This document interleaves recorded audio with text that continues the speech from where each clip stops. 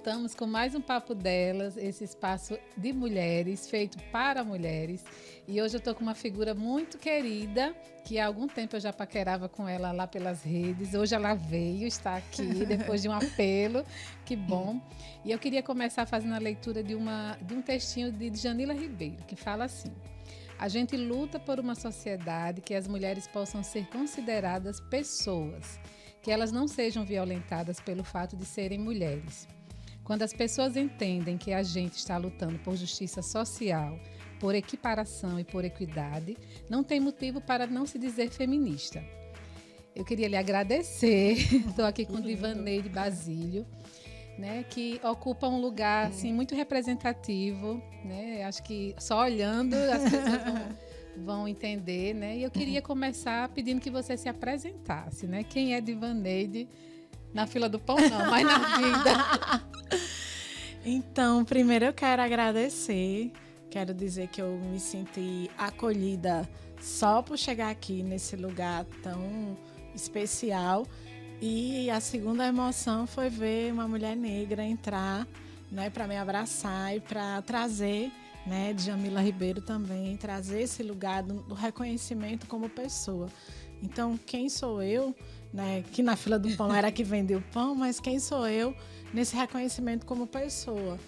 Que eu acho que é uma coisa bem importante. É uma pergunta difícil, né? Quem somos nós? Mas é quem nós conseguimos nos construir, porque a gente é uma construção, né? E aí chegar até aqui e afirmar: eu sou uma mulher negra, uma mulher de periferia, uma mulher filha de trabalhadores, de trabalhador e trabalhadora rural, que vieram para Natal e que o pai virou operário, a mãe continuou plantando no quintal para vender na feira. É uma história de muitas Marias. Então, eu sou Maria Divaneide Basílio, nascida em Pedro Avelino, nasci no bairro São Francisco, também conhecido como Açude, e sou mãe atípica duplamente, mãe de Estrelinha, mãe de uma menina negra, e sou feminista negra. Que bom ter você aqui, viu? Obrigada, meu amor. Vamos papear bem Vamos. muito hoje. Eu queria começar indo para um... Eu acompanho você há algum tempo e aí eu fico, né, nessa identificação. Né? E aí eu vi lá na sua bio, né, que você é a primeira pessoa da sua família a se graduar, né? E aí eita, olha, eu também, né? Olha, porque eu sou a primeira da minha história, tanto as mulheres quanto os homens também. Eu sou a primeira pessoa da minha família que conseguiu chegar à universidade, né? E aí eu fico pensando, eu acho que não por acaso a gente se identifica, né? Assim, eu me identifiquei, porque eu acho que as histórias vão se entrelaçando, né? Esse lugar na família, né? Se a gente pensar, e aí hoje você ocupa, você está no lugar político, no cenário político, né? E esse lugar político começa na nossa própria família, né? Como foi isso na sua família, assim, ser essa primeira mulher que abre caminhos, né? E que desbrava, né? Pois é, você estava falando e nós somos exceções, né? A gente quebrou uma regra, que era a regra da reprodução do ciclo da pobreza, né? Do ciclo da ausência de ocupar espaços. Imagine aí as nossas outras ancestrais, as gerações anteriores da nossa família não estiveram numa universidade. Por isso que eu sempre falo do feminismo negro e dessa associação de gênero, raça e classe, porque elas andam juntas. Você imagine que a nossa família não teve direito a estudar. Meu pai dizia assim para mim que o sonho dele era ser engenheiro, né? Então, ele trabalhou carregando quilos de alimentos na cabeça quando ele trabalhava na Conab. Ele trabalhou dirigindo, ele trabalhou como pedreiro, como borracheiro, como servente. Ele trabalhou como motorista de alternativa, ele trabalhou como muitas coisas. E o sonho dele era estudar. O sonho dele era ser engenheiro. E, com certeza, outras pessoas tiveram sonhos, né, que não conseguiram realizar. Entrar na universidade é quebrar esse ciclo de que os sonhos são impossíveis, né? É dizer assim, é possível.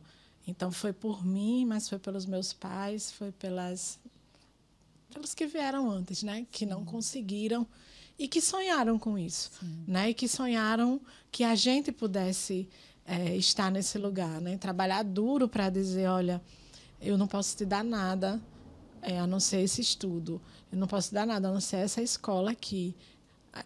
Aproveite, a escola pública, ela é nossa, aproveite, porque para eu estudar eu andava léguas e eu só fazia atravessar a rua, né? Eu estudava numa escola pública com suas dificuldades, com greve, mas ela estava ali ao meu alcance e os meus pais não tiveram essa condição. Então, ser a primeira da minha família a entrar na universidade também me dá a responsabilidade de não parar em mim, né? E de devolver para outras pessoas a possibilidade de ter mais gente em outras famílias, não só na família de Diva ou de Joana, né? E olha como as nossas histórias se parecem. Por quê? Porque é a história do povo negro, que, de modo geral, né, ficou distanciado, que ficou nas periferias, nas comunidades, que foi, né, a falsa abolição, né? Então, os outros não tiveram essa chance, foram jogados. E a gente foi resgatada. E veja que poderoso isso, né? Porque eu sou de uma época que na televisão só tinha Glória Maria. Eu queria ser Glória Maria. Acho que todas nós, né? Meninas pretas.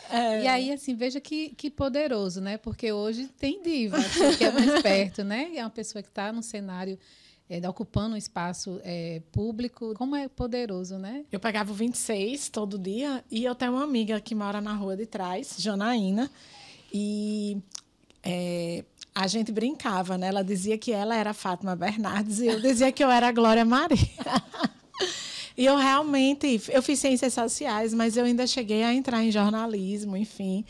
E por que eu estou falando isso? Não pelo curso, não pela profissão, mas pela identidade. Né? Quando a gente olha para uma outra mulher negra ocupando um lugar assim, a gente pensa que a gente também pode. Então, foi um gatilho para mim. Olha, porque eu ouvi muitas vezes essa expressão: ah, menina, você pensa que é assim, só vira jornalista quem é filho de político, quem é filho de dono de jornal. E aí eu pensava, não, mas eu também posso, né? E claro que não foi exatamente por um caminho tão simples. Por isso que é algo para a gente pensar. Não foi por um caminho tranquilo. Não foi, eu terminei o ensino médio, né, naquele tempo, o 2º grau, e entrei na universidade. Não foi fácil assim. Teve uma luta, teve uma batalha pela isenção do vestibular, teve uma batalha para entrar e teve uma batalha para permanecer. Trabalhar o dia todo, estudar à noite, ler na hora do intervalo, no transporte. Isso tudo é muito desgastante. E a gente sabe que essa é uma realidade de quem consegue entrar na universidade sendo filho de trabalhador. Imagine os que ficaram de fora. Por isso que eu fico feliz de saber que aí vai ter o pé de meia. Vai ter o pé de meia. Porque não precisa a gente ter que sofrer. Porque para a gente tem que atribuir esse lugar. Né? Ainda bem que eu estou com uma psicóloga e agora eu sou terapeutizada. Que isso também é muito importante. Cuidar da nossa saúde mental. Nos reconhecer. Né? Quando a gente reconhece, eu existo, eu sou uma mulher negra. E eu estou passando situações que são violências, são violações. Porque a gente entender tudo isso é romper com tudo isso também, né? É nos tornar uma nova pessoa. Isso. E é muito desafiador, né? Porque assim vem junto com muita dor, né? Esse despertar vem junto com muita dor, né? Diva, mulher, mãe, esposa, deputada, feminista, né? São tantos os papéis, assim, dá para dizer, a gente estava conversando ali fora, brincando, sobre esse lugar que a mulher fica, né, de dar conta de muitas coisas, né? Tem algo que vem na frente ou isso tudo está junto e misturado. E você, às vezes... É aquela dinâmica, né? Tudo ao mesmo tempo agora. Eu acho que a gente não planejou ser assim, né? Nós, mulheres, a gente estava até brincando, vocês não estão aqui no estúdio, mas tem uns meninos aqui. E a gente disse para eles que quando é a gente, mulher, que faz, tudo dá certo. E aí tem uma reflexão. Claro que isso tem a ver com uma batalha. É ocupar um lugar na política e a responsabilidade é nossa. Você ocupou, mas a gente não ocupou e se desvencilhou de outra tarefa. A gente acumulou. Essa é uma reflexão muito importante de quem é a responsabilidade dos cuidados.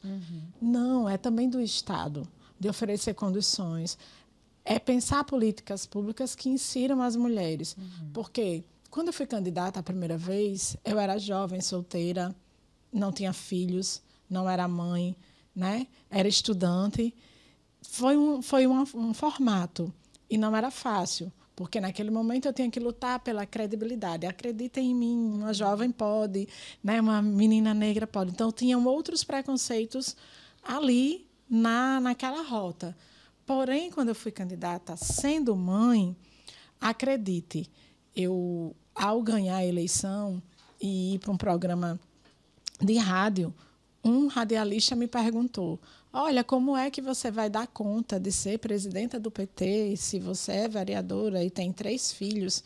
E eu perguntei para ele se ele fazia essa pergunta para os homens. E a gente tem que provar que pode. Isso é lamentável, né? E por que eu tenho que provar que posso? Porque a pergunta dele já me dizia isso. A pergunta dele me colocava em xeque. Mesmo que ele tenha filhos, ninguém vai perguntar sobre se ele dá conta dos filhos ou não. Né? Então, esse é um lugar muito duro, porque eu reagi. E, às vezes, eu também não reagia.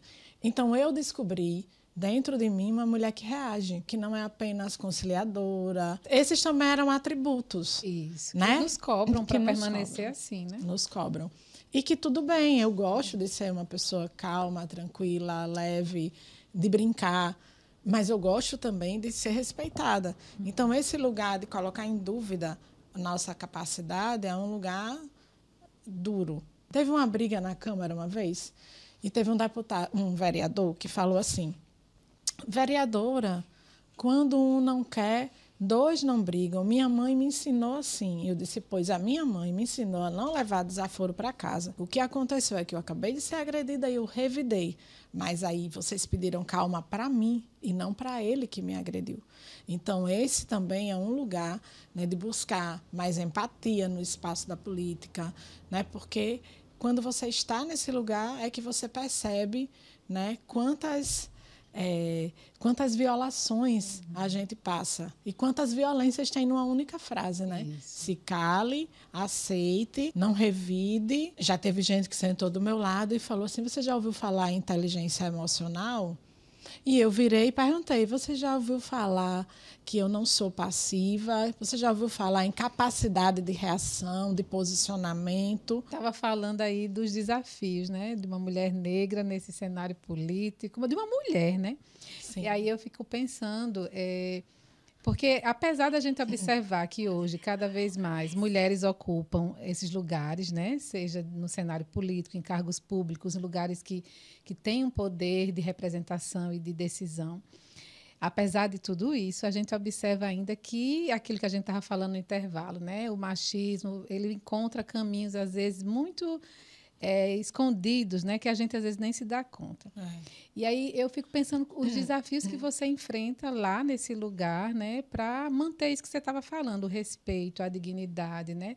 Porque, fica todo mundo achando massa, né? Hoje a mulher está lá, mas será que ela, de fato, ela hoje ocupa esse lugar com dignidade, respeito e com real poder de decisão, né?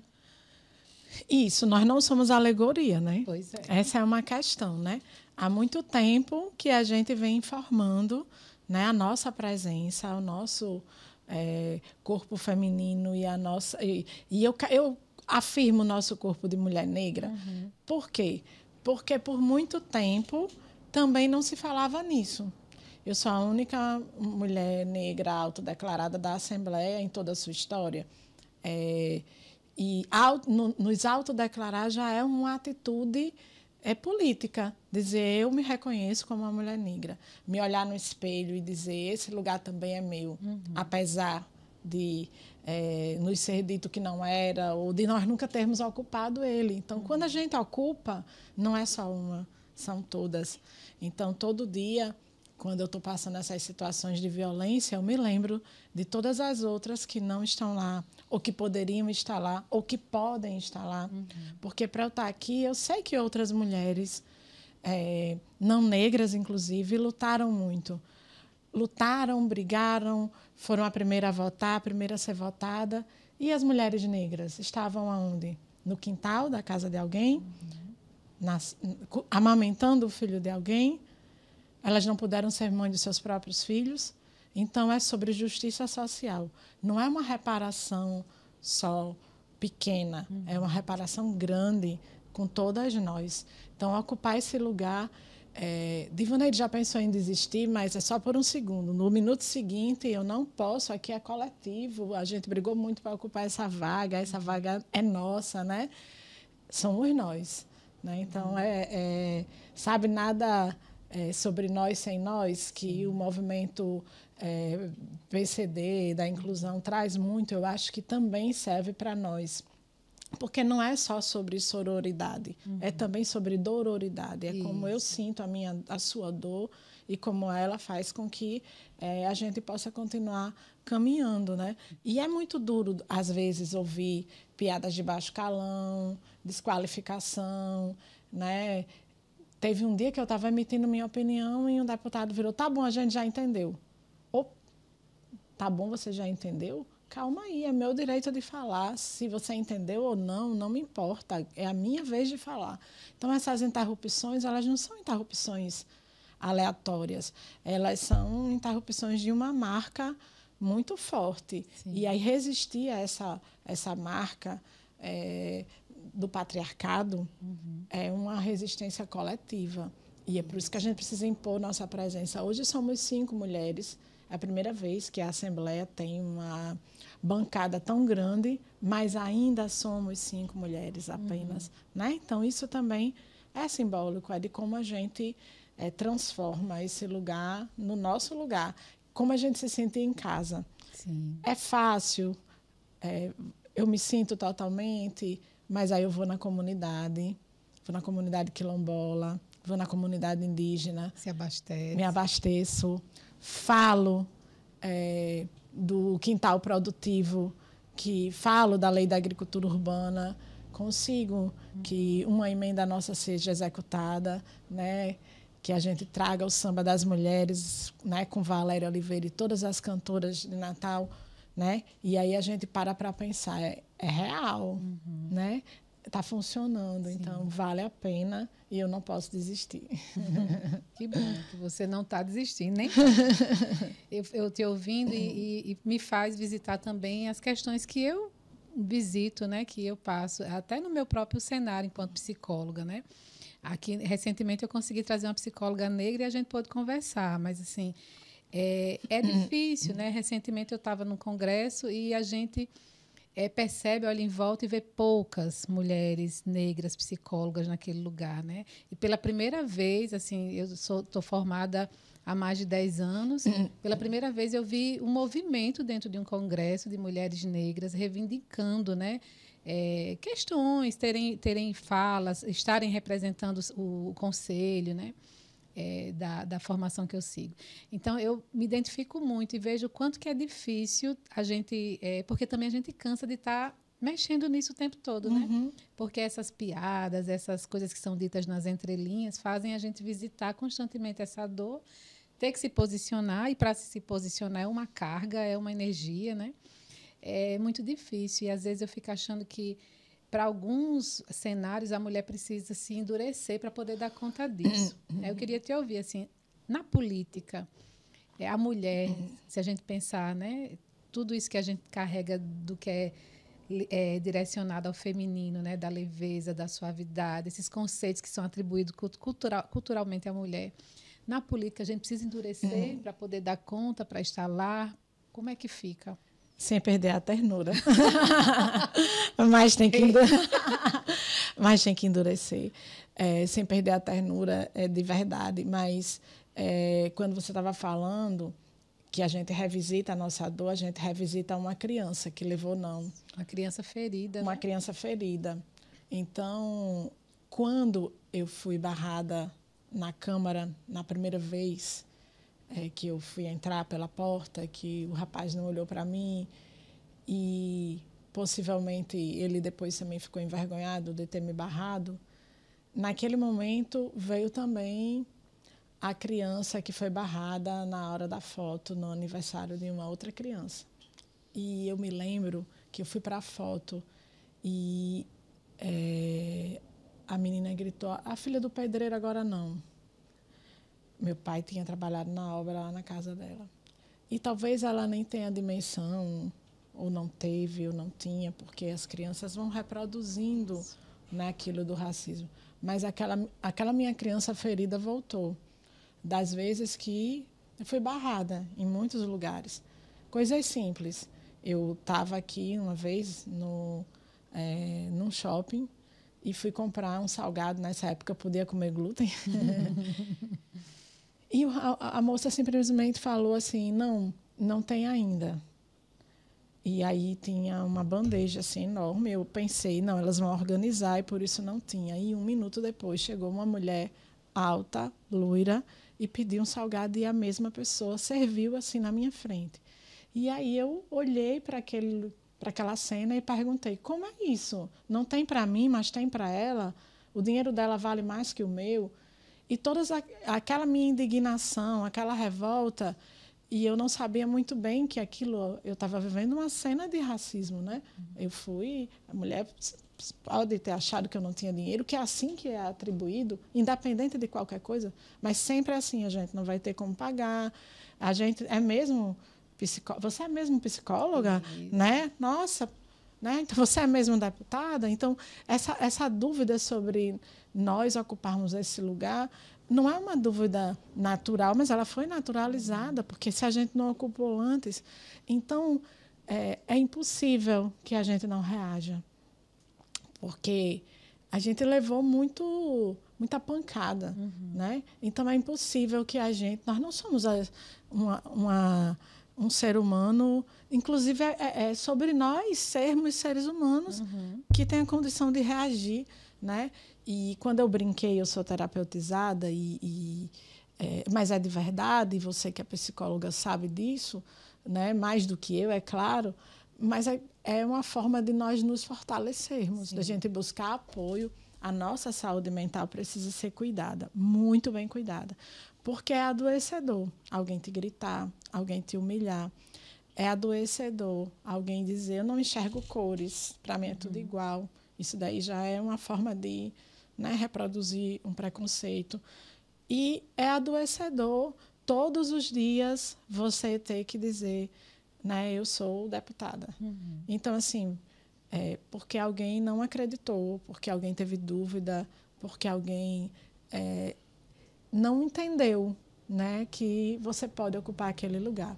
Então, tem uma hora que cansa, como você falou, mas tem uma hora que nos dá força também para dizer assim: não me grite, não. Aqui, né, outro dia fizeram uma edição aí de uma Divaneide que eu não conhecia, que foi um vídeo chamado Diva Braba. Eles pegaram vários trechos, né, de reações, né? Diva Braba. Diva Braba. E foi necessário, né, para poder dizer: olha, eu me posiciono, viu? Aqui também eu consigo me expressar, enfim, então não adianta, o trator não vai passar por cima de mim. Então é preciso reagir, se posicionar, né? Mas não reproduzir o autoritarismo, que essa é uma diferença. Isso. É reagir, mas não reproduzir. E também não ser atribuído a nós esse lugar de comparação. Olha, ela fala tão bem que parece um homem. Porque é assim também. Olha, ela é mulher, mas a bicha é dura. Oi? Não, ela é mulher e ela é sensível também, se ela quiser. Ela pode ser dura também, se ela quiser. Ela é afetiva. Olha, falar de afetividade na política parece que você está falando de algo... Mas é possível, sim. Quando a gente faz uma roda de conversa na comunidade, que a gente pergunta qual é o sonho das pessoas. Então, é sobre isso, né? É sobre ter zelo, sobre acolhimento. Mas é sobre também posicionamento. Tudo isso aí que você está trazendo, né? Desde essa pessoa que é ouvida, esse sonho que é acolhido, né? Esse bem comum. Isso tudo é política, né? Eu acho tão curioso quando as pessoas dizem, não gosto de política. Não... Mas se a gente for pensar, né? A política está tá em tudo, né? Ser mulher é um ato político, né, Diva? Oh, pois é. Muito político. Ser mulher é um ato de muita escolha, né? De dizer, olha, eu posso ocupar. E de resistência, né? Porque quantas dores as outras mulheres passaram, né? As outras mães. E também de desconstruir aquilo, é mimimi, né? Porque é outra forma de nos desqualificar. Lá vem ela com mimimi de novo, falar de mulher. Acontece que se fosse igual, a gente já ganhava igual há muito tempo, que se fosse igual, a gente não tinha uma jornada tão pesada de trabalho, né? Já tinham condições melhores. Faltou o trabalho porque foi na escola do filho. Então, quantas de nós pode dizer isso no trabalho realmente? Quantas de nós pode dizer eu me atrasei porque, né, eu tenho 3 crianças, hoje de manhã eu comecei com a reunião e eu cheguei um pouquinho atrasada, que é algo que eu também que não acontece, que a gente se cobra muito, a gente é muito... E aí olha, me desculpe, mas foi difícil sair porque meu filho estava chorando, teve uma pequena crise, enfim. E hoje eu digo, sabe? Eu digo porque eu acho que a gente tem que ser educativa. As pessoas têm que saber, olha, por trás dessa mulher que está aqui tem uma mãe, que isso não vai diminuir minha qualidade como parlamentar. Ao contrário, isso tem que fortalecer as outras mulheres para elas virem também.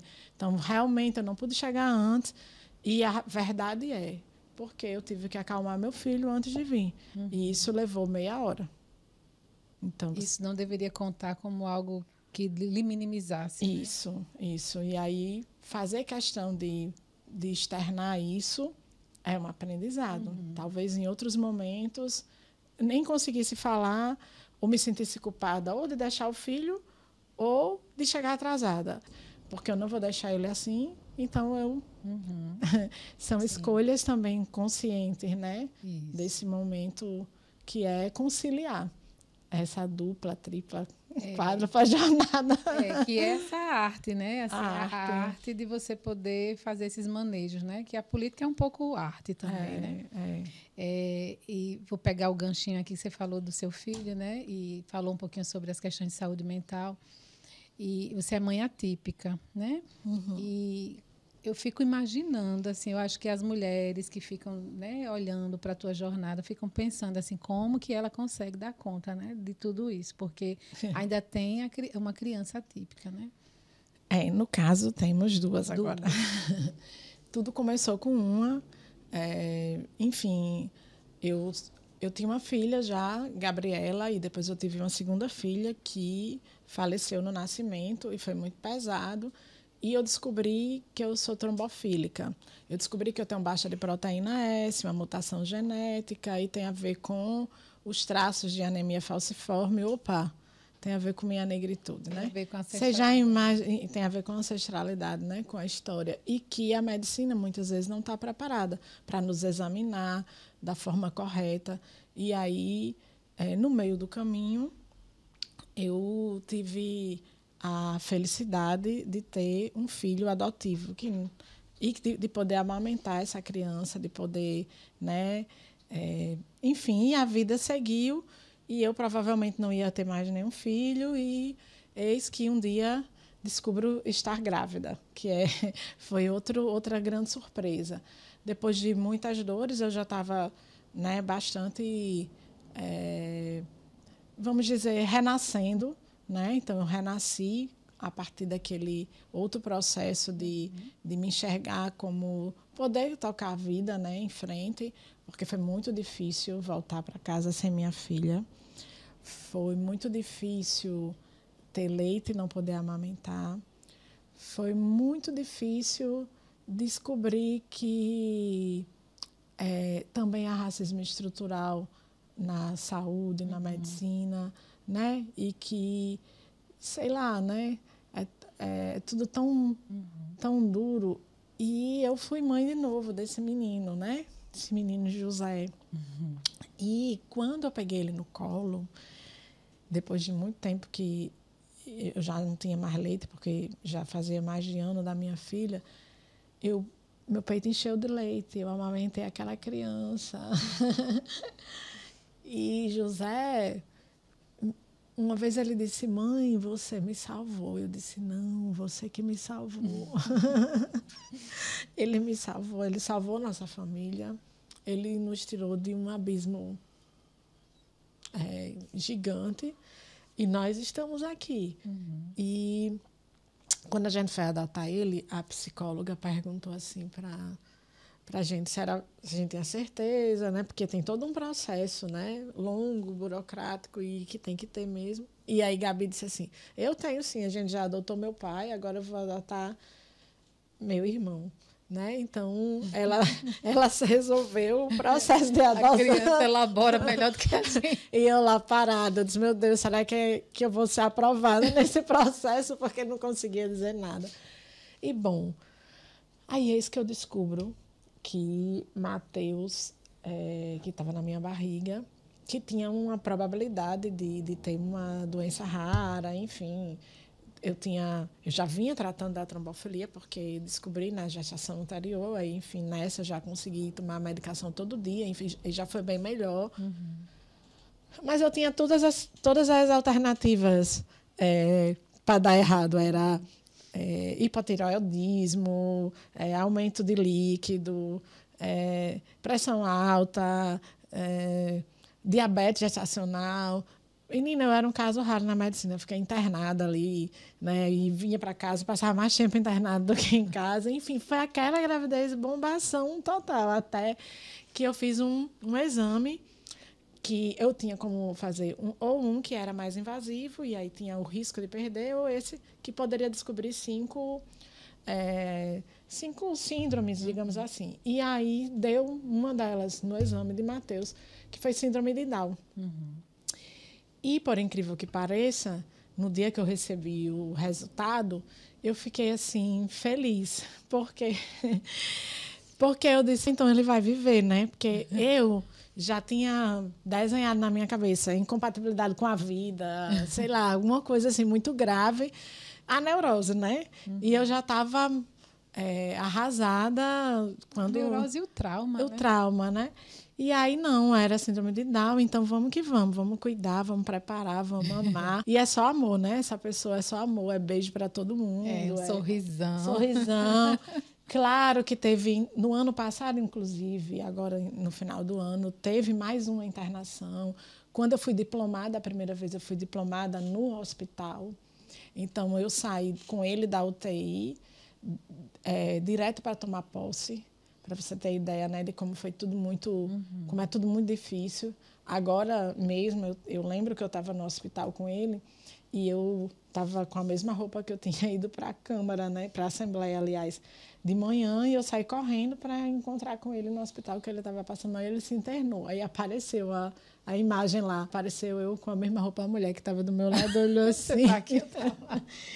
E aí, esse é o lugar, né, das muitas mulheres, essa maternagem. Mas nesse meio do caminho, você falou de uma psicóloga negra que você entrevistou aqui. Nesse meio do caminho, eu percebi que o meu filho do meio, José, estava mudando muito, oscilando, enfim. Aí eu procurei uma neuropsicóloga e, assim, nesse momento, o que me fez escolher essa neuropsicóloga porque ela era negra. Eu recebi várias indicações quando eu vi, né, a indicação dela. Eu nem disse isso para ela, né? Mas estou tendo a oportunidade de dizer agora, porque eu me senti acolhida quando eu vi a foto. Eu disse, eu vou nela, porque eu acho que ela vai entender melhor o contexto da nossa família, da nossa história. E enfim, ela fez um longo trabalho de investigação, e a gente detectou a bipolaridade. A gente achava que era TOD, transtorno do opositor, mas foi detectada a bipolaridade.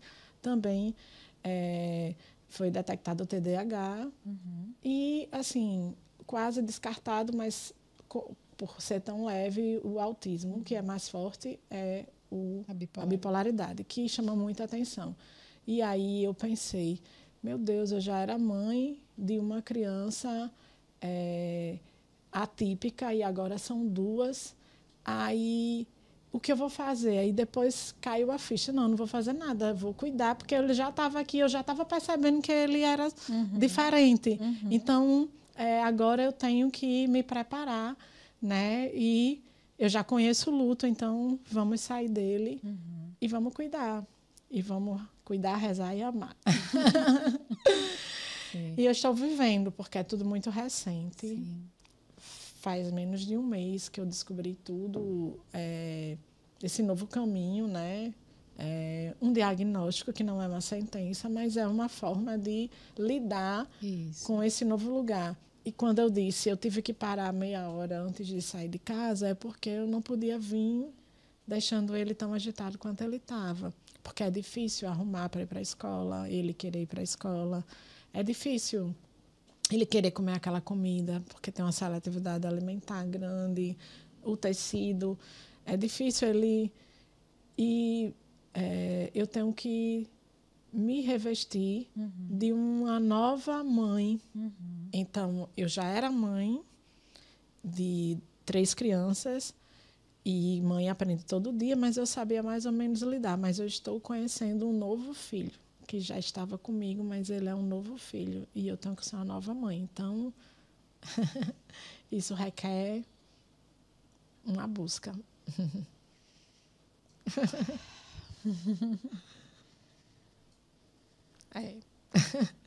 Mas nós vamos conseguir. Sim. Tá? Eu sei que é um momento, digamos assim, de descoberta, né? E a gente nunca está preparado para adversidades, né? No fundo, a gente sempre fala, supera desafios, enfim, mas quando a adversidade é com a gente, aí a gente, como vai ser isso agora, né? E aí, por isso mesmo, algumas pessoas disseram, olha, você lhe vi no carnaval, na abertura, cadê você no bloco tal? Então, eu fui para alguns, mas eu intercalei com mais tempo com eles, né? Então, é um aprendizado. Talvez ele esteja me salvando pela segunda vez, me trazendo para um lugar de mais cuidado comigo também. Isso. Tava te ouvindo e pensando justamente isso, né? Porque eu acho que inaugura uma fase na vida de uma mulher como você, que tem essas vivências, de entender que é imperativo cuidar de si, né? Porque você precisa cuidar de si, né? Para poder estar para eles, né? E eu, escutando você, eu fico assim, meu Deus, como a identificação ela é forte, porque eu escuto uma sobrevivente, né? É uma sobrevivente, né? E para sobreviver a gente se agarra naquilo que está ali, na mão. Depois a gente vê como faz, né? Mas na hora, né?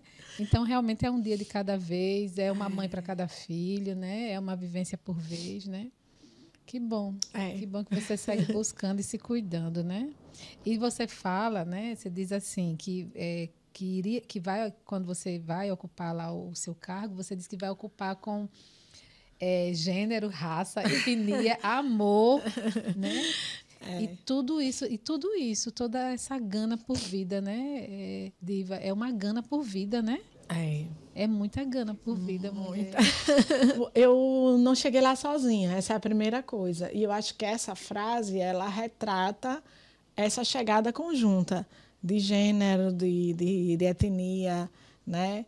Esse lugar da diversidade, da pluralidade, de ser mulher, mãe, de defender as pautas LGBTQIA+, de defender as pessoas com deficiência. Então, essa fala, ela é a fala, tanto que depois, numa outra campanha, a gente, o chamado foi Nossas Vozes Juntas. Eu lembro que alguém dizia assim, você vai ter que escolher. Não pode tanta pauta assim, tem que escolher entre um e outro, não tem como escolher, porque todas essas pautas elas são complementares, elas não concorrem.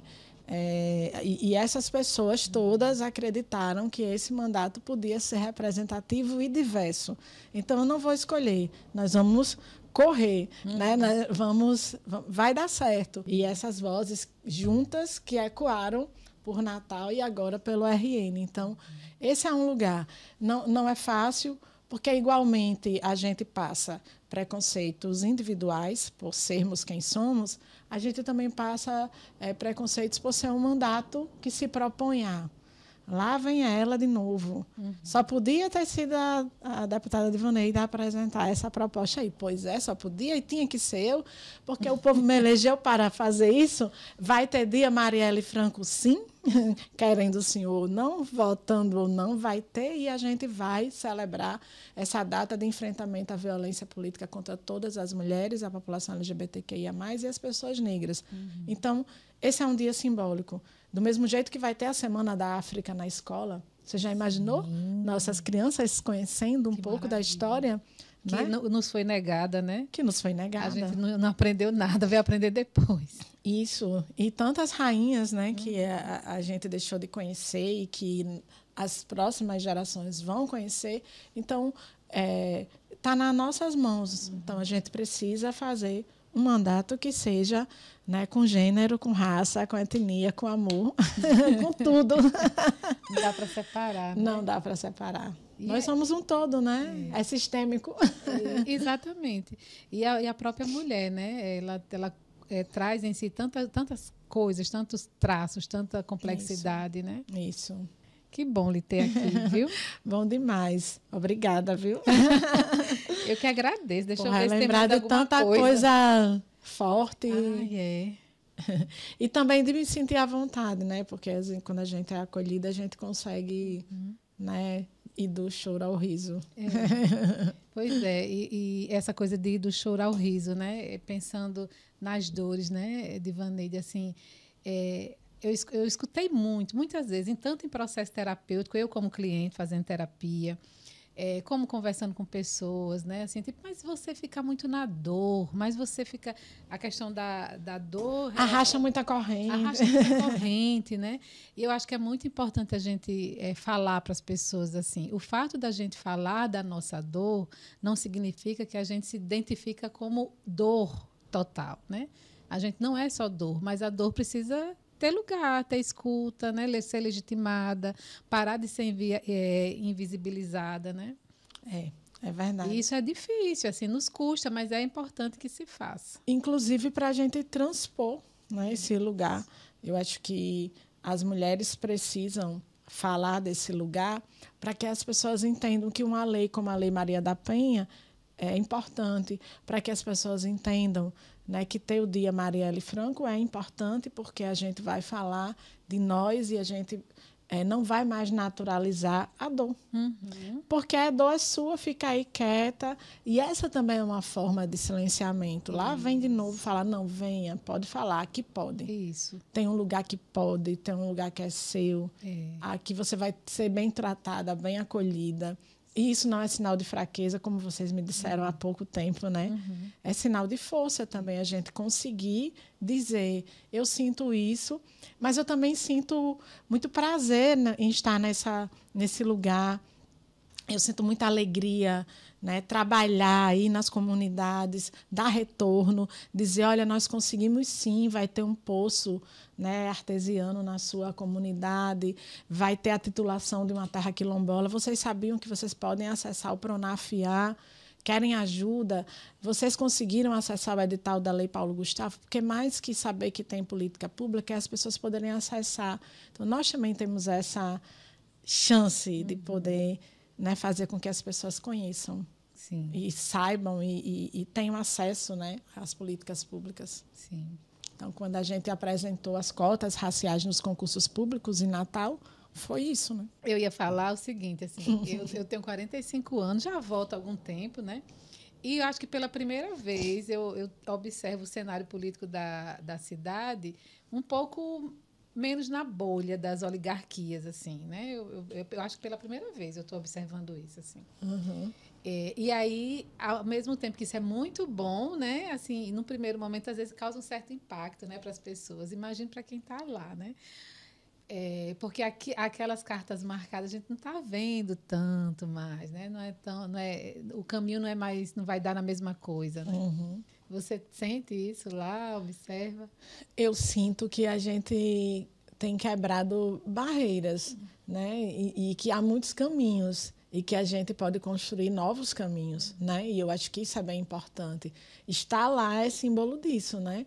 Uma filha de trabalhadores, uma pessoa que não teve esse aparato, digamos assim, ocupar esse lugar, né? Eu acho que isso é muito importante. Sim. É um sinal, né? Aquilo que a gente brincou no começo sobre Glória Maria, olha, todas podem, sobre Dilma Rousseff, todas podem ser presidentas, né?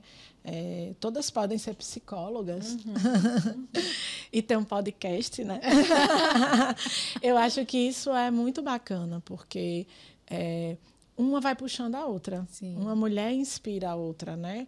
Uma mulher fortalece a outra. E isso é bem importante. E, claro, a gente está falando de mulheres aqui, mas a gente está falando também das pessoas em geral, saberem que elas podem ocupar aquele espaço. Que, quando eu entrei na Câmara, pouco tempo depois, eu visitei uma feira de mulheres. E eu fui passando e eu vi um livro sobre Maria Queiroz Bahia. E a mulher estava falando na mesa, né? Dizendo assim, ela foi a primeira vereadora com deficiência. Eu voltei, perguntei como é seu nome, ela, Lucieneida, você é autora? Eu quero esse livro. Aí ela comprou, eu comprei o livro, ela autografou, e aí ela perguntou, e o seu? Eu disse, Divaneide. Aí alguém disse, ela é a vereadora. Aí ela, muito prazer. Aí ela pensou com ela, essa vereadora vai lá ler esse livro, né? Então, e ela me revelou isso depois. E eu, né, pensei, meu Deus, quem será essa Maria Queiroz Bahia? E aí eu fui ler o livro todo, né? Devorar o livro, né? Porque fiquei muito curiosa e no outro dia eu entrei em contato. A gente pode se reunir? E aí ela era sobrinha de Maria Queiroz Bahia, e Maria Queiroz Bahia foi uma professora, uma pessoa com deficiência, a única mulher, né, com deficiência. Agora na Câmara tem um homem com deficiência, mas você imagina que durante todo esse tempo. E ela disse, não acredito, você leu o livro, apagou minha língua. Eu disse que você nem ia ler. Eu disse, então, eu quero fazer uma homenagem a ela e às outras mulheres com deficiência, dar visibilidade a outras mulheres, né, para que essas mulheres possam se sentir parte.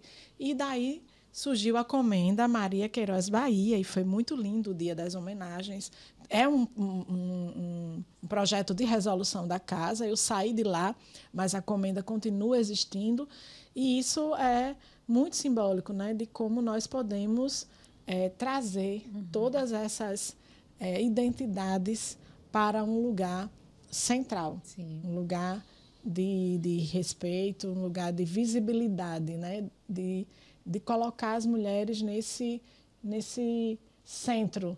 Sim. E eu aprendi, né, nesse processo, nessa caminhada, de onde nasceu essa lei?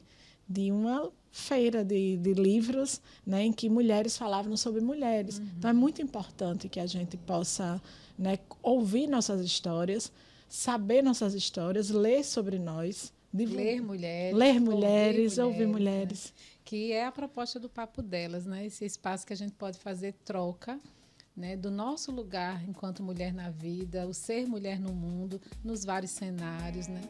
Nos vários papéis, e mostrar para outras mulheres que é possível a gente furar bolha, a gente ter doçura e firmeza, né? Que a gente é sobrevivente e é vivente.